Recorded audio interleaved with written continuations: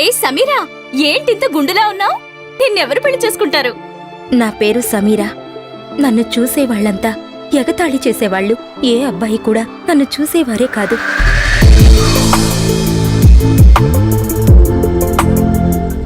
Yeah, I'm not interested. గారు, సిటీలోనే అతి పెద్ద ధనవంతుడు, చాలా అందంగా ఉన్నాడు. నీ దగ్గర ఏముందని నిన్ను పెళ్లి చేసుకోవడానికి ఒప్పుకున్నాడు Sameera?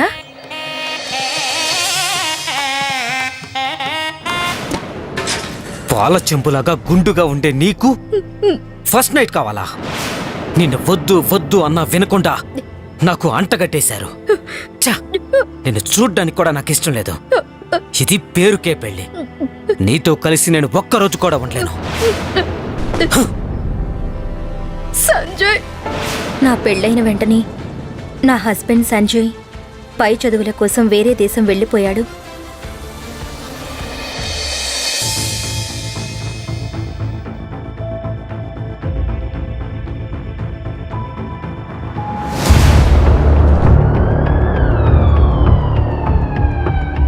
Sameera, are you okay? ఏదో హెల్త్ ప్రాబ్లం అని నేను డాక్టర్ దగ్గరికి వెళ్తే అక్కడ నేనసలు ఊహించని సంఘటన జరిగింది. నువ్వు తల్లి కాబోతున్నావు సమీరా. సిగ్గులేని దానా, నిన్నే కదా నీకు పెళ్ళయింది. కానీ ఈరోజు నువ్వు గర్భవతి అంటున్నారు. ఇన్ని రోజులు నువ్వు లావుగా ఉండటం వల్లే నీ పెళ్లి చేయలేకపోయాను. ఇప్పుడు ఈ పనితో నా పరువు మొత్తం తీసేశావు. ఈ సంగతి సంజయ్ వాళ్ళకి తెలిస్తే నేనేం చెప్పాలి? నాన్న ప్లీజ్, నేనే తప్పు చేయలేదు నాన్న.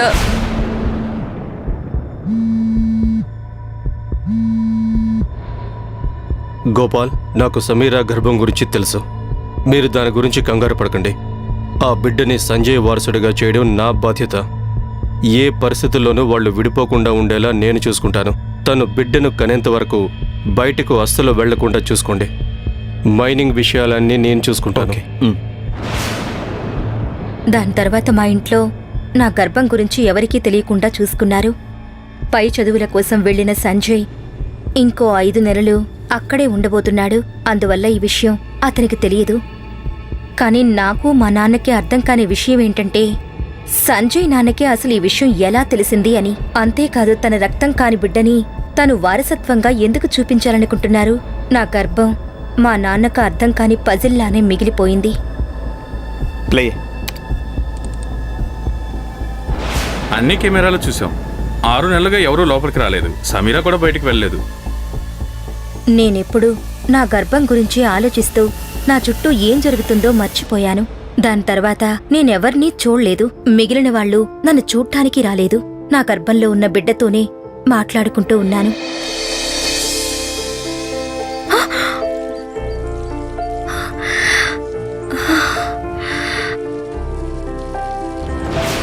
అలా జరుగుతుందని నేను కొంచెం కూడా ఎక్స్పెక్ట్ చేయలేదు. సడన్గా ఒకరోజు సంజయ్ నన్ను చూడ్డానికొచ్చాడు.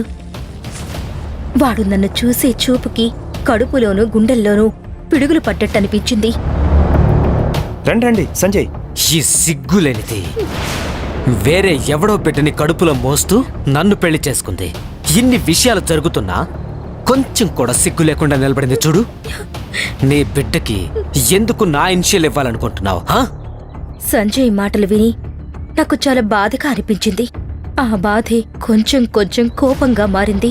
చిన్నప్పటి నుండి ఇలాంటి మాటలే విన్నా. నాకు పుట్టబోయే బిడ్డ గురించి అలాంటి మాటలంటుంటే వినడం నా వల్ల కాలేదు. నాకు ఈ పెళ్లి మీద నమ్మకమే లేదు. అల్లుడు గారు, పుట్టబోయే బిడ్డ మీకు భారంగా ఉంది అంటే తనకు బిడ్డ పుట్టిన వెంటనే బిడ్డను సమీరా నుండి దూరం చేస్తాను. సమీరా, సమీరా, సమీరా.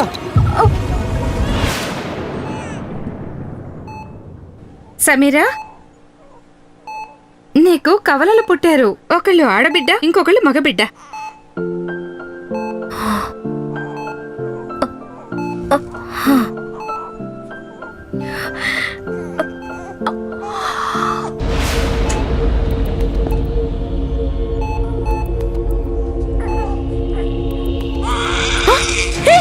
ఎవరా నువ్వు? నా బిడ్డను వదలు!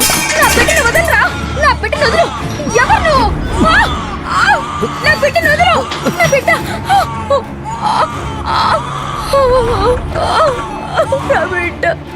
వాడి వల్ల నా ఇంకో బిడ్డకి ఏదైనా కష్టం వస్తుందేమోనని నేను చాలా భయపడ్డాను. ఆ రోజు నుంచి ఆ దేశంలో ఉండకూడదని అమెరికాలో ఉన్న మా అత్తయ్య దగ్గరకొచ్చేశాను.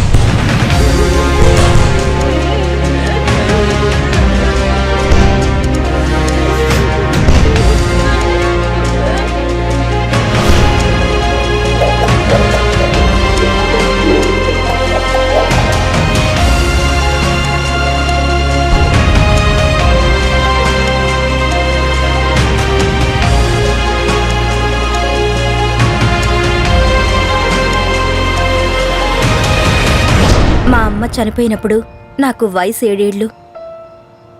మా అమ్మ చనిపోయిన కొద్ది రోజుల్లోనే మా నాన్న ఇంకో పెళ్లి చేసుకుని పిన్నిని ఇంటికి తీసుకొచ్చాడు. ఛీ, ఇది నీ ఇల్లే అయ్యుండొచ్చు, కానీ నా పర్మిషన్ లేకుండా నా రూమ్ లోకి రావద్దు.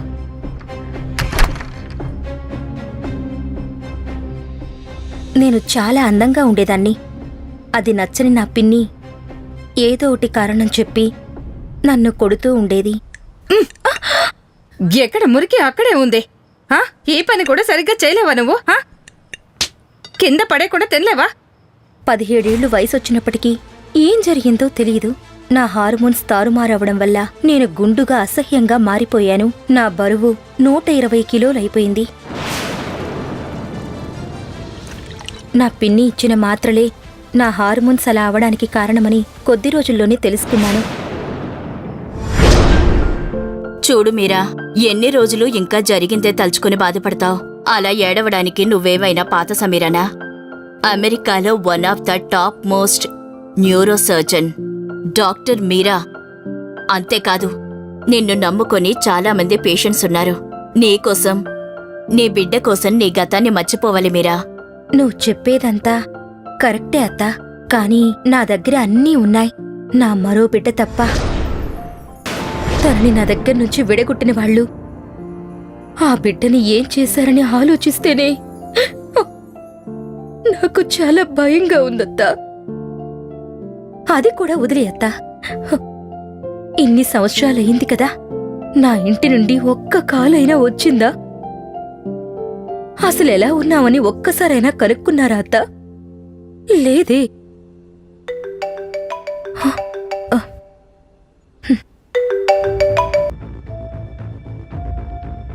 హలో సమీరా, నువ్వు వెంటనే హైదరాబాద్ వచ్చాయి. చాలా అర్జెంట్. నువ్వు వచ్చాక నీకన్ని వివరాలు చెప్తాను.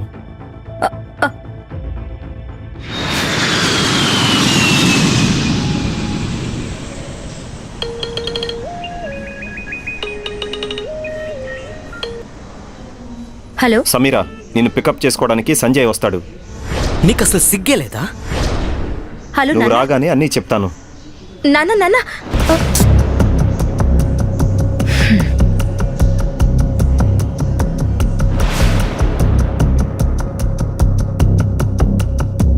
Excuse me. ఎవరినైతే నా లైఫ్లో మర్చిపోవాలని ప్రయత్నిస్తున్నానో అతను నా ముందొచ్చి నిలబడ్డాడు. వీణ్ణి మళ్ళీ చూడాల్సి వస్తే చెప్పుతో కొట్టాలనుకున్నాను. కానీ ఇప్పుడు నా కూతురు స్వీటీ ముందు ఎలాంటి డ్రామా వద్దనుకుంటున్నాను. మీరు హైదరాబాద్కి మొదటిసారి వచ్చారనుకుంటాను. ఇంతకుముందు నేను మిమ్మల్ని ఎక్కడ చూడనేలేదే. వీడికి నిజంగానే నేను తెలియట్లేదా? మీరు నాతో వస్తారా? నేను డ్రాప్ చేస్తాను. టాక్సీ టాక్సీ ఏయ్, ట్యాక్సీ ఎందుకు? నా కారులో నేనే డ్రాప్ చేస్తాను. అవును, ఈ అమ్మాయి ఎవరు? మీ చెల్లె? హే,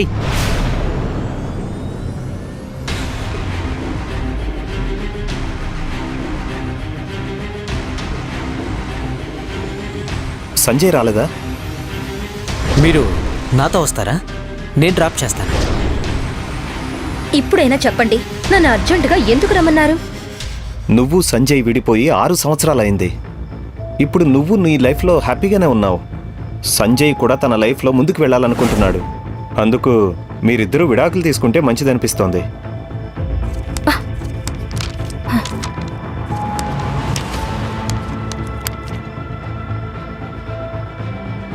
అవును, ఇది సంజయ్ వాళ్ళ నాన్నకు అసలు ఇష్టమే లేదు కదా. మరిప్పుడు ఆయన ఈ డైవర్స్కి ఎలా ఒప్పుకున్నారు? అందులో 2 డాక్యుమెంట్స్ ఉన్నాయి. అందులో ఒకటి డివోర్స్ పేపర్స్, ఇంకొకటి సంజయ్ వాళ్ళ నాన్న కోసం. హే, ఛీ! నువ్వు ఒక తండ్రివేరా? మీరు నన్నెలా ఇక్కడ సంతకం పెట్టమంటున్నారు? సంజయ్ వాళ్ళ నాన్న అలా షరతులు పెడితే దానికి మీరెలా ఒప్పుకున్నారు? హ! నాకిప్పుడే అర్థమవుతుంది లావుగా ఉన్న నన్ను వాళ్ళ ఇంటి కోడలుగా ఎందుకు చేసుకోవాలనుకున్నారు. సంజయ్ వాళ్ళ నాన్న ఎలాంటి షరతులు పెట్టాడు? ఆ డాక్యుమెంట్లో అసలేం రాసింది? గర్భవతిగా ఉన్న నన్ను తన కొడుక్కిచ్చి పెళ్లి చేయడానికి సంజయ్ వాళ్ళ నాన్న ఎందుకు ఒప్పుకున్నారు? నా గర్భానికి కారణం, దాని వెనుకున్న రహస్యమేంటో తెలుసుకోవాలంటే హాస్పిటల్ బెడ్ పై పడుకున్న 18 సంవత్సరాల సమీరను టెస్ట్ చేసింది డాక్టర్. తను చెప్పిన మాటలు విని కళ్ళు పెద్దవి చేసి షాక్ అయ్యి అయోమయంగా చూసింది సమీర. పెళ్లి జరిగి 24 గంటలు కూడా కాలేదు. కనీసం ఇప్పటి వరకు ఒక్క మగాణ్ణి కూడా టచ్ చేయకుండా ప్రెగ్నెంట్ ఎలా అయ్యానో అని చిన్నగా అరిచింది. సమీర ఎంతగా షాక్ అయ్యిందో పక్కనే ఉన్న ఆమె తండ్రి గోపాల్ కూడా అంతే షాక్ అయ్యాడు. సమీరకిప్పుడు 4th మంత్. అబార్షన్ చేయడం కుదరదు అని చెప్పింది అక్కడున్న డాక్టర్. ఏం మాట్లాడుతున్నారు డాక్టర్? నేను ప్రెగ్నెంట్ ఏంటి అని మాట్లాడుతుంటే సమీర చెంప మీద కొట్టి, సిగ్గులేనిదానా, చెయ్యాల్సిందంతా చేసి ఇప్పుడు అరుస్తున్నా అని కోప్పడి వెళ్లి కారులో కూర్చున్నాడు గోపాల్. కారు వెళ్లి ఒక పెద్ద బంగళా ముందు ఆగింది. సమీర అలసిపోయి ఇంట్లోకి అడుగుపెట్టిన తనకి ఈరోజు తన శరీరం బరువుగా అనిపిస్తుంది. నిజానికి సమీర బరువు ఆమె వయసు గల అమ్మాయిల కంటే 3 రెట్లు ఎక్కువగా ఉంటుంది. బొద్దుగా గుండ్రంగా ఉండే ఆమె మొహం, పెద్దగా కనిపిస్తున్న కడుపుతో దాదాపు 120 కిలోల బరువు ఉంటుంది. సమీర బాడీ ఎంత లావుగా ఉంటుందో ఆమె మొహం అంతే అమాయకంగా, అందంగా ఉంటుంది. అందరూ తన ఆకారాన్ని చూసి హేళన చేస్తూ ఉండేవాళ్లు.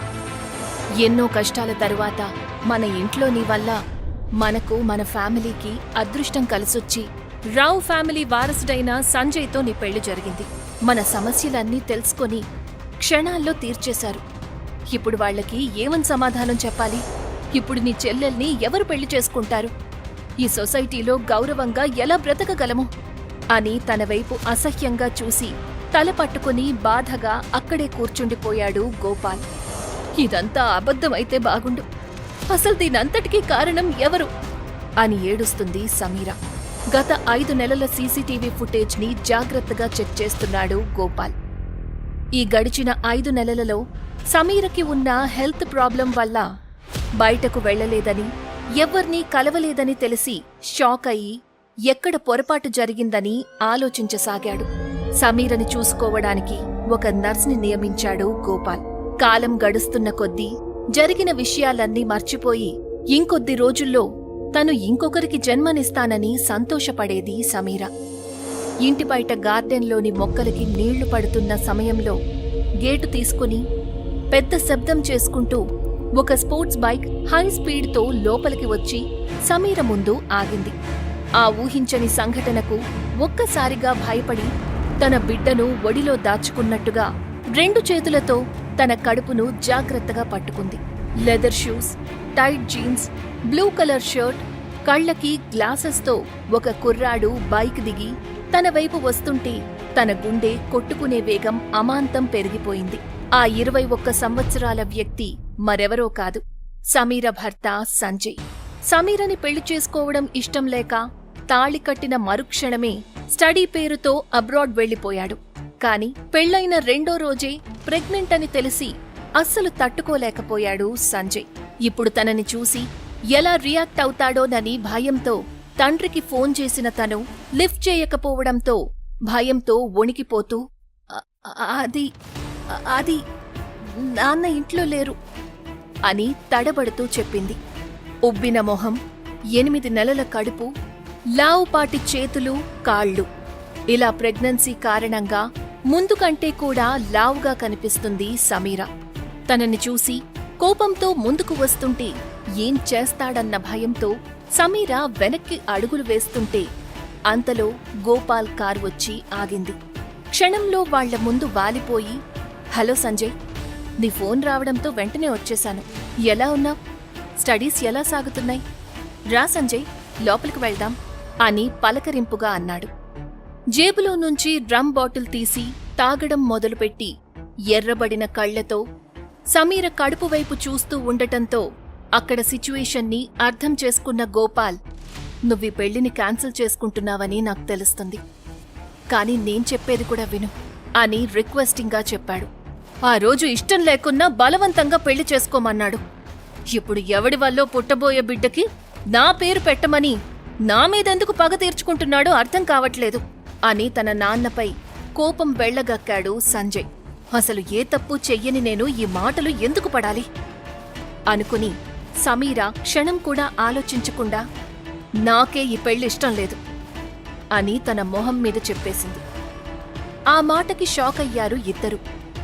గోపాల్ తేరుకుని, సమీరకి హెల్త్ బాగోకపోవడం వల్ల ఏదేదో మాట్లాడుతోంది, నువ్వేం పట్టించుకోకు, ఆ బేబీ పుట్టాక శాశ్వతంగా తనకి దూరం చేసేస్తాను, నన్ను నమ్ము అని చెప్పాడు.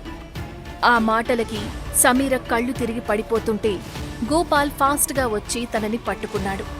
సంజయ్ ఇదేమీ పట్టనట్టుగా ఉండటం చూస్తున్న సమీరకి కళ్ళు స్లోగా మూసుకుపోతున్నాయి. ఎవరికో పుట్టబోయే బిడ్డను తాను తండ్రి అని సంజయ్ ఒప్పుకోగలడా? తన తప్పు ఏమీ లేదని చెప్తున్న సమీర మాటల్లో నిజమెంత? సమీర తండ్రికి తెలిసిన నిజమేంటి? అప్పుడే మమ్మీ మమ్మీ ఫ్లైట్ ల్యాండ్ అవుతుంది అనే మాటలకి సమీర ఒక్కసారిగా లేచింది. ఆ వాయిస్ తన గారాల పట్టి స్వీటీది. తన అమాయకమైన మొహం, గోధుమ రంగు కళ్ళని చూడగానే సమీరకు ప్రాణం తిరిగి వచ్చినట్టుగా అనిపించింది. అప్పటికి 6 సంవత్సరాలు గడిచినా ఇంకా వాళ్ల మాటలు తన చెవిలో మారుమ్రోగుతున్నాయి.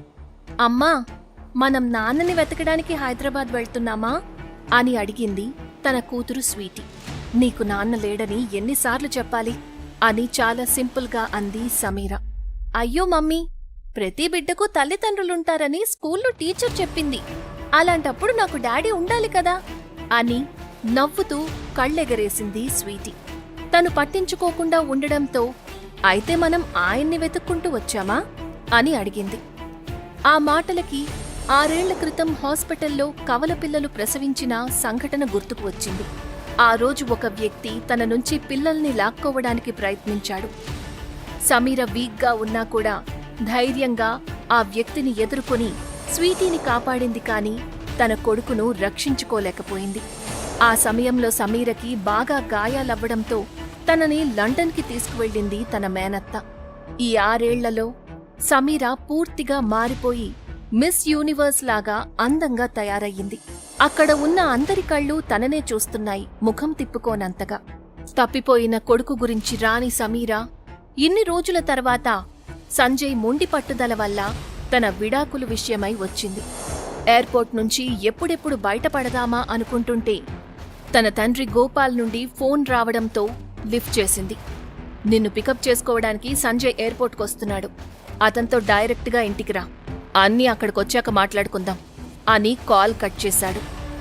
సమీర బయటికి రాగానే సంజయ్ కనపడ్డాడు. ఇప్పుడు తను కుర్రాడిలాగా కాకుండా ఒక బిజినెస్ మ్యాన్ లాగా కలర్ఫుల్ సూట్లో పొగరుగా కనపడ్డాడు. ఇప్పుడు నా కోరిక నెరవేరుతున్న సమయం వచ్చింది. నాకు డైవర్స్ మాత్రమే కాదు, వాళ్లమ్మ సమీర పేరు మీద రాసిన కంపెనీ కూడా కావాలి అని పట్టుదలగా అన్నాడు సంజయ్ తన డ్రైవర్తో. అప్పుడే తన కళ్ళు ఎంట్రన్స్ నుంచి వస్తున్న అందమైన అమ్మాయి మీద పడ్డాయి. అరే యార్, హైదరాబాద్లో ఇంత అందమైన అమ్మాయిని నేనెప్పుడు చూడలేదు అని చొంగ కార్చుకుంటూ కళ్ళు ఆర్పకుండా తన వైపే చూస్తున్నాడు. అందులో సంజయ్ని చూసి షాక్ అయ్యింది సమీర. తను సమీర అన్న విషయం సంజయ్కి తెలియకపోవడంతో, హలో మిస్ గార్జియస్, నువ్వు హైదరాబాద్కి ఫస్ట్ టైం వచ్చినట్టున్నావు కదా అని నవ్వాడు. సంజయ్ తనని గుర్తుపట్టలేదని తెలిసి సమీర ముందుకు వెళ్తుంటే ఓటమి ఒప్పుకోని సంజయ్, ఎక్కడికి వెళ్తున్నారు చెప్పండి, నా కార్లో డ్రాప్ చేస్తా అని కొంటిగా తన వైపు చూస్తూ పక్కనే ఉన్న స్వీటీకి హాయ్ అని చెప్పి, తను మీ చెల్లెలు కదా అని సమీరతో అనగానే స్వీటీ నవ్వింది. ఇంతలో గోపాల్ సంజయ్కి కాల్ చేసి సమీర కనిపించిందా అని అడిగాడు. లేదు, ఇంకా కనపడలేదు. ఆమె సైజ్కు ఎక్కడున్నా ఎంతమందిలో ఉన్నా కనపడుతుంది, కంగారు పడకండి అని కట్ చేశాడు సంజయ్. తన గురించి అలా మాట్లాడటం చూసి కోపంతో పెద్దగా టాక్సీ అని అరవడంతో కారు వచ్చి ఆగింది. తను కార్లో ఎక్కబోతుంటే సంజయ్ ఆపి, మీరు ఏ హెల్ప్ కావాలన్నా రావ్ ఫ్యామిలీ అని చెప్తే చాలు, డైరెక్ట్గా మా ఇంటికి తీసుకొచ్చి దింపుతారు అని అన్నాడు.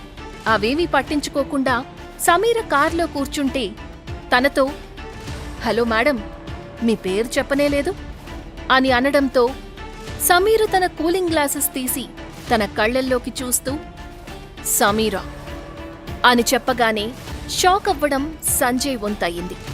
సమీరాని సంజయ్ గుర్తుపడతాడా?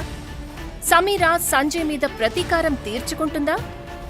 సమీరా అని చెప్పగానే షాక్ అవ్వడం సంజయ్ వంతయింది. వాట్? మీరు సమీరానా అని ఆ లావుపాటి సమీరాని తలుచుకుంటూ, అయినా మీ అందం ముందు ఆ బండది అస్సలు పనికిరాదు అని అన్నాడు. సమీర కార్ అక్కడ్నుండి మూవ్ అయింది. కార్ నుంచి వచ్చే పొగ సంజయ్ మొహాన్ని కమ్మేసింది. టెన్షన్ ఫీల్ అవుతూ, నువ్వు ఆ కార్ని ఫాలో చెయ్యి, ఆ అమ్మాయి పూర్తి డీటెయిల్స్ కనుక్కో, ఇందులో ఏమైనా తేడా వచ్చిందో నీ పని ఫినిష్ అని తన డ్రైవర్తో చెప్పాడు. మరుక్షణంలో రోడ్డు మీదకి వచ్చి ఫాలో అవటం మొదలుపెట్టాడు. గేమ్లో మునిగిపోయిన స్వీటీని చూసి, మా ఇంట్లో వాళ్ళు ఎలా రియాక్ట్ అవుతారో ఏంటో అని కంగారు పడుతుంటే సమీర ఫోన్ రింగ్ అయింది. అది తన తండ్రి గోపాల్ నుండి వచ్చిందని చిరాకుగా ఫీల్ అయ్యి సైలెంట్లో పెట్టి కళ్ళు మూసుకుంది. డ్రైవర్ కార్ ఆపడంతో మెలకువలోకి వచ్చిన సమీరతో, మేడం, మీరు చెప్పిన హోటల్ వచ్చేసింది. ఈ హోటల్ సిటీలోనే చాలా ఫేమస్ అండ్ సేఫ్గా కూడా ఉంటుంది. థ్యాంక్ యూ సో మచ్ అని చెప్పి మనీ ఇచ్చి తన కోసం వెయిట్ చేస్తున్న బెల్ బాయ్ సమీరని విష్ చేసి లిఫ్ట్ వైపు నడుస్తుంటే, ఈ హోటల్ చాలా బావుంది, అందుకే ఫారెన్ డెలిగేట్స్ ఈ హోటల్నే ప్రిఫర్ చేస్తారేమో. ఏదేమైనా నా కూతురు సేఫ్గా ఉండటం ముఖ్యం అని అనుకుంటుండగా, మేడం, ఈ హోటల్ చాలా సేఫ్. మీకు టాప్ ఫ్లోర్లో స్పెషల్ సూట్ని అలాట్ చేశాము. అక్కడ 2 సూట్స్ మాత్రమే ఉన్నాయి. ఒకటి మీది, ఇంకొకటి ఈ హోటల్ ఓనర్ అభయ్ సర్ది. ఆయన తన కొడుకు తన తమ్ముడితో కలిసి ఉంటారు అని చెప్తుంటే వింటున్నట్టుగా తల ఊపింది. మరోవైపు ఫాలో అవుతూ వచ్చిన సంజయ్ డ్రైవర్ని హోటల్ సెక్యూరిటీ బయటే ఆపేశాడు. టాప్ ఫ్లోర్లో ఆగిన లిఫ్ట్లోంచి బయటికి వచ్చిన స్వీటీ, చాలా బావుంది, ఇక్కడ బాగా ఆడుకోవచ్చు అని అనింది. మా హోటల్లో గేమింగ్ స్పేస్ కూడా ఉంది, అక్కడ ఇంకా బాగా ఆడుకోవచ్చు. మీకు ఏ అవసరం వచ్చినా రిసెప్షన్కి ఒక్క కాల్ చేయండి, ఎంజాయ్ యర్ ట్రిప్ అని రూమ్ యాక్సెస్ కార్డ్ ఇచ్చి బాయ్ వెళ్తుంటే అతనికి థ్యాంక్ యూ చెప్పింది సమీర. మళ్ళీ అదే పనిగా కాల్ చేస్తుండటంతో ఈసారి గోపాల్ కాల్ లిఫ్ట్ చేసింది. ఎక్కడున్నావ్? నీకోసం సంజయ్ చాలాసేపటి నుంచి వెయిట్ చేస్తున్నాడు అని చెప్తుంటే, వస్తానని చెప్పాను కదా, నన్ను ఎవరూ పికప్ చేసుకోవాల్సిన అవసరం లేదు అని కాల్ కట్ చేసింది. నిద్రపోతున్న స్వీటీ నుదుటిపైన ముద్దు పెట్టి రూమ్ బయటికి వెళ్లి డోర్ లాక్ చేసింది. మళ్లీ ఫోన్ రింగ్ అవ్వడంతో మొబైల్ వైపు చూసింది సమీర. ఈసారి ఫోన్ చేసింది గోపాల్ కాదు, Sameera assistant Lilly. Sorry madam, disturb చేసినందుకు. బిజినెస్ టైకూన్ అభయ్ వర్మ మళ్లీ మెయిల్ చేశాడు. వాళ్ల నానమ్మకి world famous neuro surgeon Meera Gupta అంటే మీ చేత ట్రీట్మెంట్ ఇప్పించాలని అనుకుంటున్నారు. ఇప్పుడు మీరు ఎలాగూ హైదరాబాద్లోనే ఉన్నారు కాబట్టి అపాయింట్మెంట్ ఫిక్స్ చేయాలా అని అడగటానికి కాల్ చేశాను అని చెప్పింది లిల్లీ. అఫీషియల్ పని మీద వచ్చాను, కుదరదని చెప్పు అన్నది Sameera. Okay madam, your wish అన్నది లిల్లీ. సమీరతో లిల్లీ క్లోజ్గా ఉండటంతో, madam, Abhay Varma young and dynamic person, అందంగా కూడా ఉంటారు. ఎంతోమంది అమ్మాయిలు తన కోసం క్యూ కడతారు, ఒక్కసారి కలవచ్చు కదా అంది. ఇక్కడ నేను అందరికీ సమీరా అనే తెలుసు. మీరా గుప్తా అని చెప్పి నువ్వే ఆ పని చెయ్యి లిల్లీ అని నవ్వింది. ఓకే మేడం, మీకు ఫోటో పంపిస్తున్నాను అని కాల్ కట్ చేసింది. తన వెనకాల ఎవరో వచ్చారని చూసిన సమీరకి స్వీటీ కనిపించింది. స్వీటీ, అప్పుడే నిద్రలేచావా? అమ్మకి పనుంది, త్వరగా వచ్చేస్తుంది, లోపలికి వెళ్ళి ఆడుకో అని చెప్పి హగ్గిచ్చి లిఫ్ట్లో వెళ్ళిపోయింది. అప్పుడే ఎదురుగా ఉన్న రూంలో నుండి వర్మ ఇండస్ట్రీస్ సీఈఓ 26 ఏళ్ల అభయ్ వర్మ బయటికి వచ్చాడు. అతను వచ్చి రాగానే కోపంగా లిఫ్ట్ దగ్గరున్న బాబు దగ్గరికి వెళ్లాడు. చెర్రీ, ఇలా చెప్పబెట్టకుండా రూమ్ బయటికి రావద్దని నీకెన్నిసార్లు చెప్పాను? ఈ మధ్య నీకు భయం లేకుండా పోతుంది. అవును, నా పేరు చెర్రీ కదా, మరిందాక ఆంటీ స్వీటీ అని ఎందుకు పిలిచింది అని అన్నాడు. చెర్రీ అభయ్ వర్మ ఒక్కగానొక్క కొడుకు. చెర్రీని చూసి స్వీటీ అని పొరపాటు పడింది సమీర. ఎందుకంటే ఇద్దరూ ట్విన్స్ లాగా ఒకేలాగా ఉన్నారు. ఆ మాటలకి అభయ్ డౌట్ పడి అక్కడున్న సెక్యూరిటీకి కాల్ చేసి తన రూమ్ బయట ఉన్న సీసీ కెమెరా ఫుటేజ్ పంపించమన్నాడు. కాసేపటి ముందు లిఫ్ట్ దగ్గర చెర్రీ ఏం చేస్తున్నాడో నాకు తెలియాలి.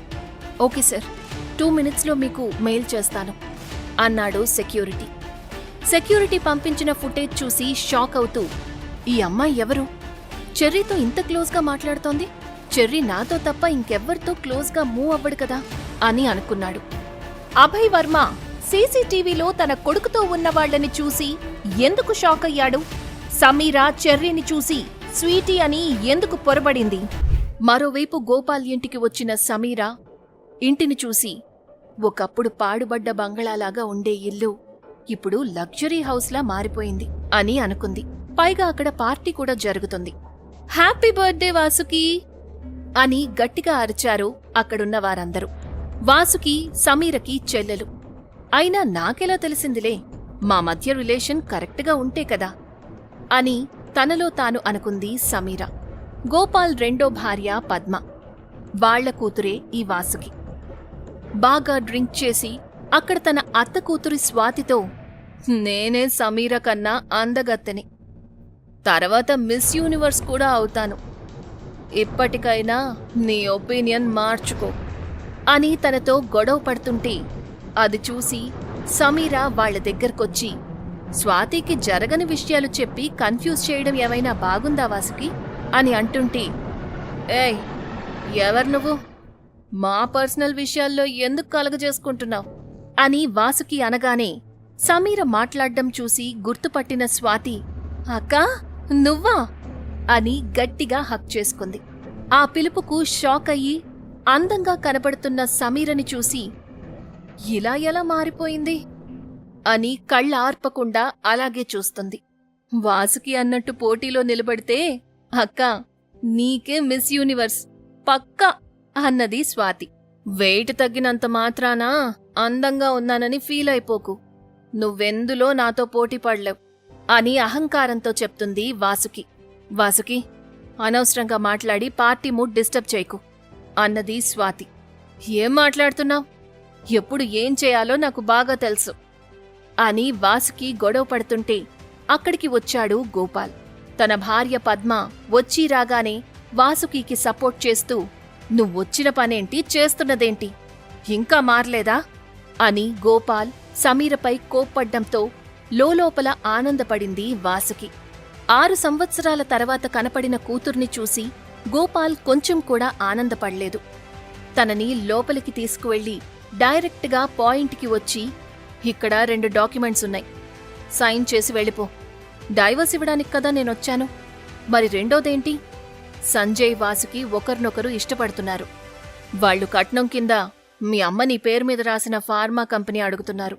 సో ఆ కంపెనీ నీ చెల్లికి వెడ్డింగ్ గిఫ్ట్గా ఇవ్వడానికి రెడీ చేశాను.